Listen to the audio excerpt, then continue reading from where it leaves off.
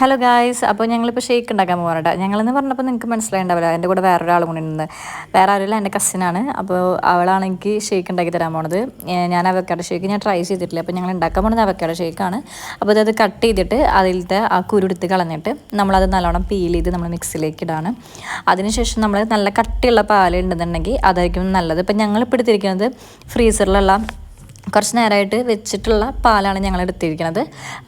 അപ്പോൾ നമ്മളെല്ലാം മിക്സ് ചെയ്തിട്ട് നമ്മളിത് മിക്സിയിൽ നമ്മൾ അടിക്കുകയാണ്. സംഭവം മിക്സിയിലൊക്കെ അടിച്ച് സെറ്റായി. അപ്പം ഞാൻ ഫസ്റ്റ് ടൈം ട്രൈ ചെയ്യുന്നതുകൊണ്ട് എനിക്ക് നല്ല ആക്രാന്തുണ്ട് സത്യം പറഞ്ഞു കഴിഞ്ഞിട്ടുണ്ടെങ്കിൽ.